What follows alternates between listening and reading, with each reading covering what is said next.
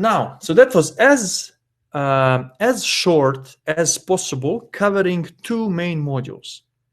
Now we move to third one, that is so-called action, and where we act, listen, and improve. But I would like actually to concentrate on one area here, and that is need for feedback. Whatever you do, and actually I will ask you, for example, today to provide me your feedback. What did you like? What you didn't like? And so on. Whatever you do in your life without return information, without information that is from others, you don't know if this is good or bad. Especially when you start your career, you can improve only when you listen to others. And feedback is really the best way to improve, and others can give you the most direct and most useful information for you personally. So it is something that is of absolute importance. So not only to receive feedback, but also to listen to it. So honest feedback is really a mirror of your actions.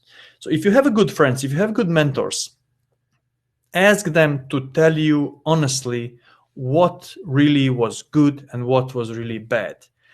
And if they give you this detailed feedback, that is the quickest way to learn. So you create your one file, your one meeting, then immediately you get feedback, and then you are already better on the second one, right? So please ask for honest, tough feedbacks.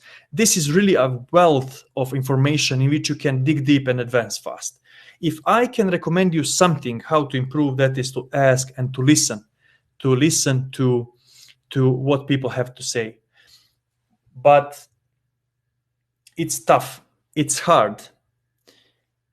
We often don't ask people for a feedback because we are afraid of what, right? So why getting a feedback is so hard. So we really have to have a courage to face criticism. If someone is criticizing me, our first reaction is to say, well, it's not my fault, others made fault, and actually poor leaders, poor project managers do exactly that. So they just direct blame and do not listen. So you need to be courageous enough to listen what people have to say to you. Now it's also tough because you fight with your own ego.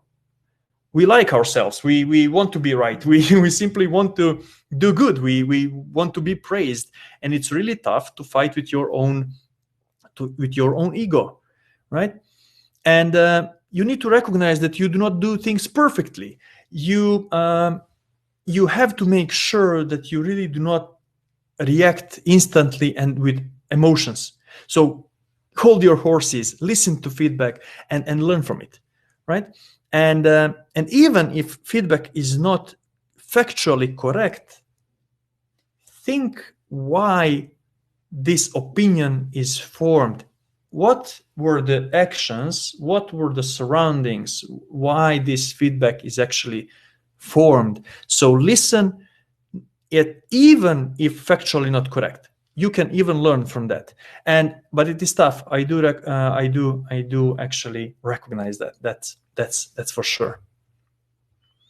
So some of the ways to gather feedback are well known to you, and there is a question from Agnieszka. Sometimes you can't see yourself clearly until you see yourself through the eyes of others.